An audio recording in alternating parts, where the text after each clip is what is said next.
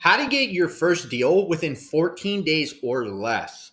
So, I'm going to tell you guys something that most people don't say. Most people will tell you to go out and pull a list of distressed properties.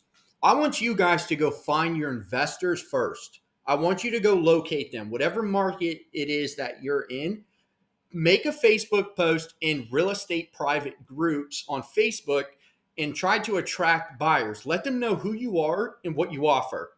But you can also go through Facebook groups and you can go through the search engine and you can type in things such as like at Gmail and just click search.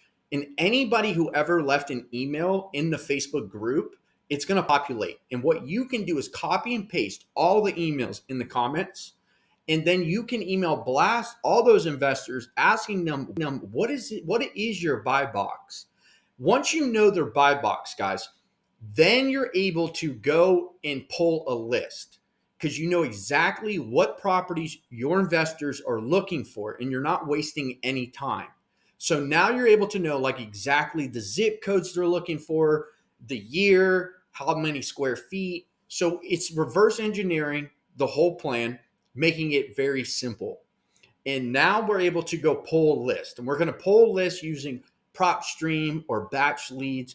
Either one works great. And I'm going to show you guys exactly how we can pull one of these distressed property lists right now. So let's jump over to PropStream. And I'm going to show you guys exactly how we can pull a list in Atlanta, Georgia, of just vacant properties. So I'm going to pull that list right now. And I'm going to also show you how you can skip trace it to get the property's contact information. So what you would do is log in the PropStream, and I have a discount link below in the description. You would type in Atlanta, Georgia, click the filters up here, and they have quick filters right here, right? So there's so many types of lists we can pull. And essentially, we're going to go for some of the basic ones. And some of them, they work great. We're just going to go for vacant properties. But we also want to put in the year of the ownership and the type of owner. We can also change the year of date, meaning like we only want properties that were built before 1980 as your investor wants. So that's why it's crucial to talk to the investor first and also see where he is price-wise, because then it helps you too when you're negotiating. So let me show you an example. We're going to say 1980. So any property that was built before 1980 is what we're going to look at. 1980 and below. Then we're going to come down to ownership. And we want someone who's owned the property for 15 years. That's a pretty long time. And it's just vacant. So hopefully they probably want to get rid of it now. We're hoping. And we can say, hey, we only want to see individuals who own it, not corporations, because maybe they don't want to sell and they're holding it. Now, I go after both, but if you don't have a ton of money to spend, I would go after individuals. So as you see right here, the number keeps going down. And let me just show you that real quick. If I unclick that, 611 properties, but there are only 394 vacant that are owned by an individual. So it's not in a company name. So we would click view the properties. And now here is the list. And these are all the properties that I was able to find. So what we do now is we click up here, select all, add to list, and we save the list, right?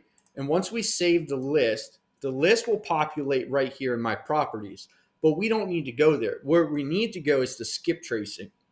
And when you click skip tracing, it's going to be 12 cents per address. We skip trace. Now understand, if you have an upgraded plan, it'll probably be cheaper. Now what we do is we click select contacts. We would come here and we would find the list that we just saved. And let's just pretend right now Buckhead. We're going to click add selected contacts, click done. And right here, you're going to see 638 contacts selected. So now we're going to click next. And now we need to pay $62.88. And then we can get this list and they'll give it to us in an Excel file. It's going to come in an email and it downloads right here. Then the next step would be now to upload the list into your marketing platform, whether now you're going to be cold calling, sending direct mail, text message blasting. you now take this information and use it for your marketing platform, which we're going to go over right now. So now moving on to launch control, guys. This is where we text message blast to all property owners.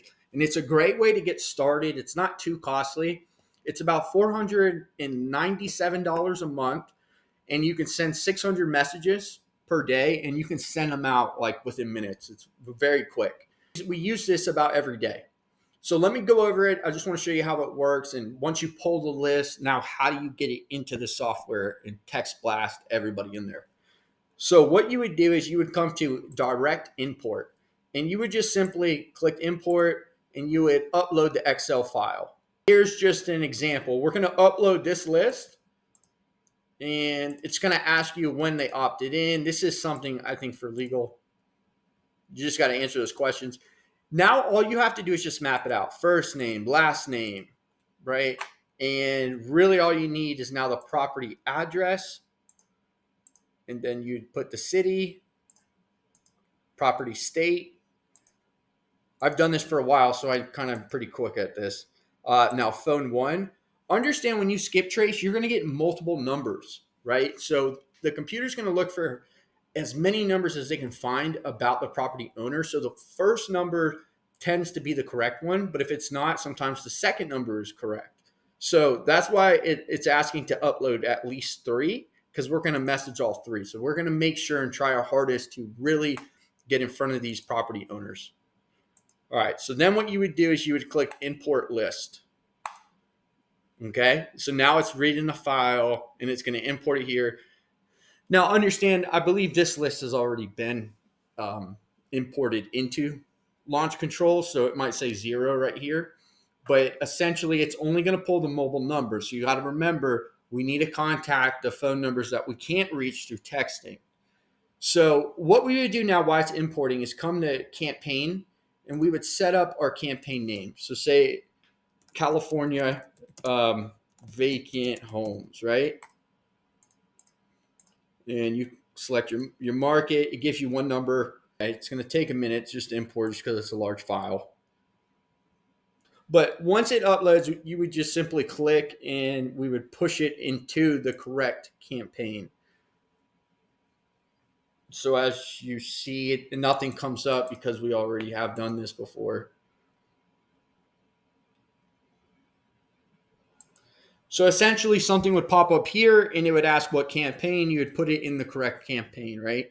Now when it's time to send it out, you would go to batch. And the platform sends out messages in batches of 50, 100, or 150.